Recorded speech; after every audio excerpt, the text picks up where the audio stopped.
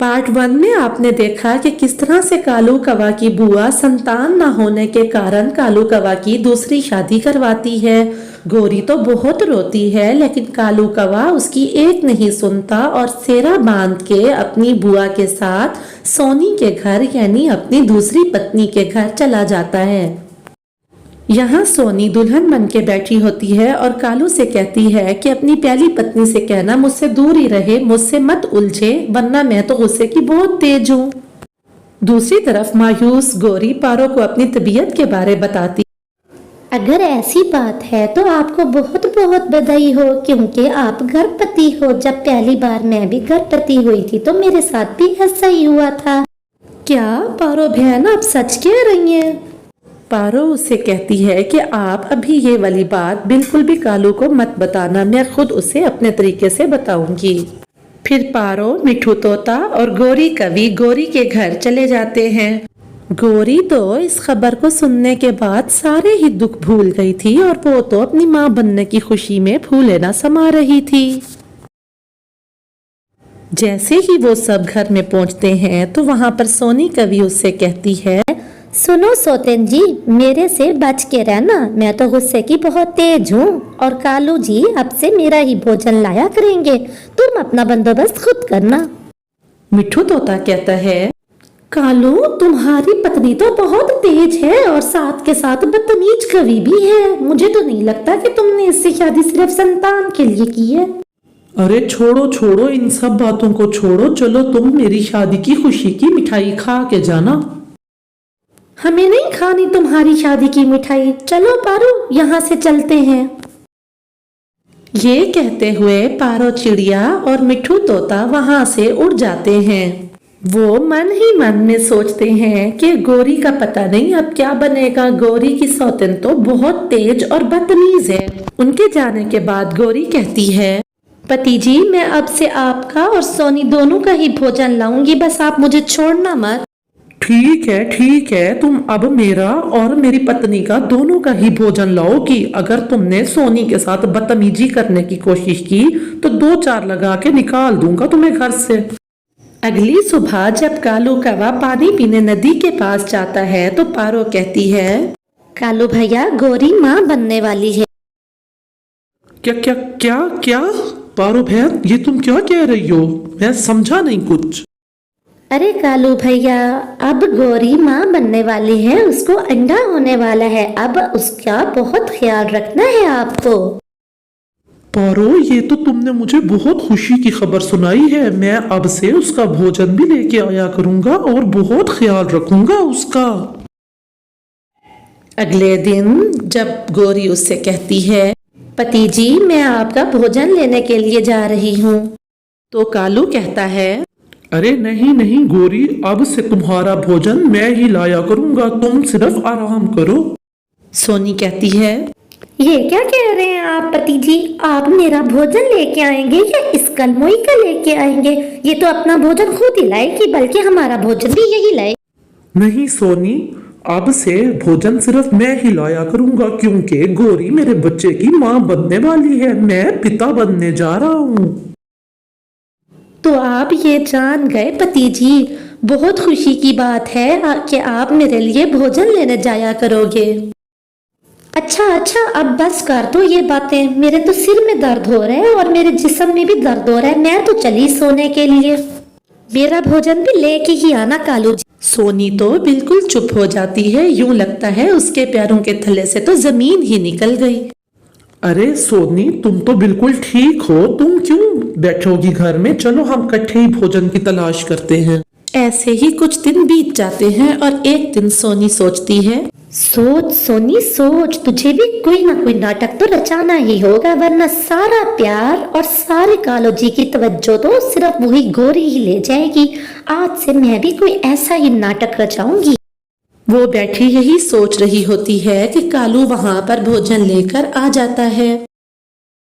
जैसे ही कालू आके बैठता है तो उसको उसी वक्त ही सोनी कहती है, कालू जी मुझे सुबह से मतली हो रही है और चक्कर भी बहुत आ रहे हैं। मेरी माँ कहती है कि इस तरह से औरत माँ बनने वाली होती है। क्या सच में? इसका मतलब मैं एक बच्चे का नहीं बल्कि दो दो बच्चों का पिता बनने जा रहा हूँ। हाँ हाँ, वो तो ठीक है, लेकिन कालू जी मैं बेड रेस्ट करूंगी क्योंकि मेरी माँ ने भी पहले बच्चे की बारी बेड रेस्ट ही किया था। ऐसा ना हो फिर मेरा अंडा होने से पहले ही खत्म हो जाए। हाँ हाँ सोनी, तुम इस बात की चिंता ही मत करो, मैं तुम दोनों का भोजन ले आया करूँ। अच्छा अच्छा, अब ठीक है, कितनी बातें यहाँ बैठ के करोगे। चलो अब घर चलते हैं, मुझे चक्कर भी बहुत हो रहे हैं। फिर वो दोनों अपने घर की तरफ उड़ जाते हैं। जाते हुए कालू तो फूले नहीं समा रहा था और वो सोच रहा था कि वो तो दो दो बच्चों का पिता बनने वाला है। उससे बर्दाश्त नहीं हो रहा था कि वो उस जंगल के सारे ही पंछियों को अपनी ये खुशी सुना दे। दूसरी तरफ पारो और मिट्ठू अपना अपना भोजन लेके गौरी के यहाँ आ जाते हैं।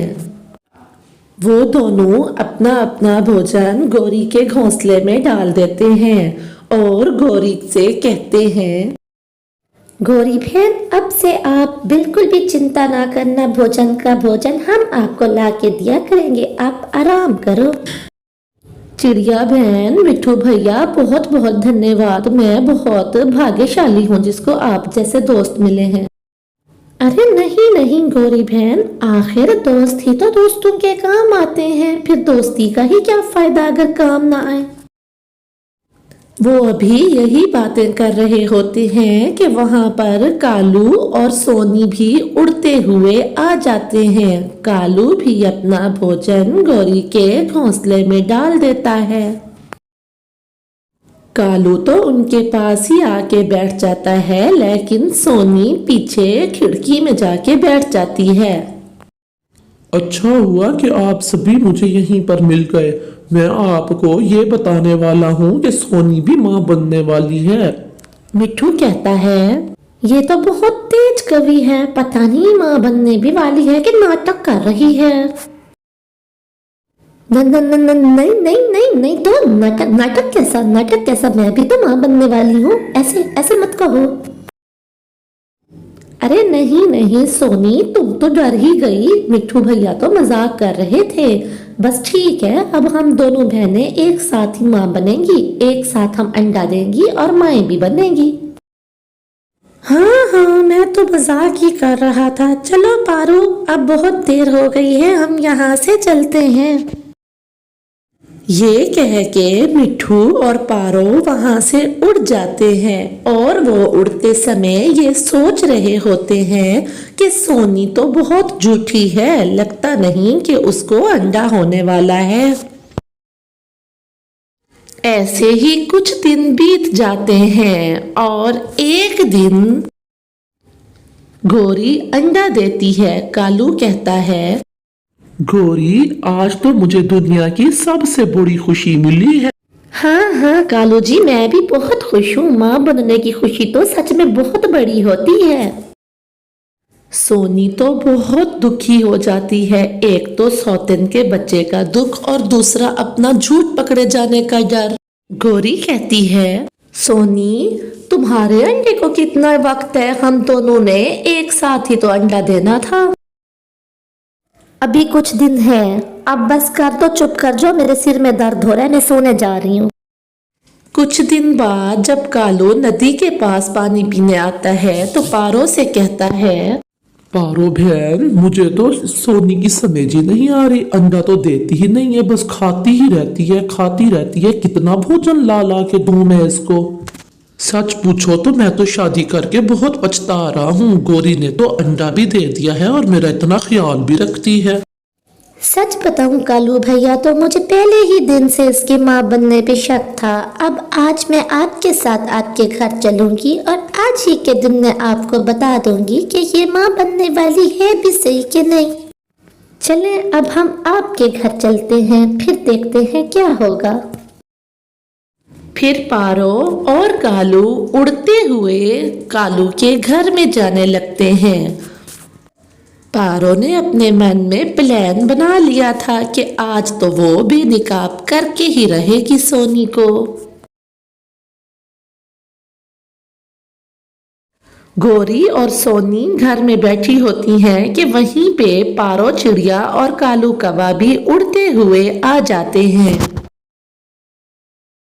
गौरी कहती है, पारो बहन, आज तो पूरा दिन मैं अपने अंडे पर ही बैठी रही हूँ। पारो कहती है, हाँ गौरी बहन, इस तरह से आपका बच्चा जल्दी निकल आएगा अंडे से।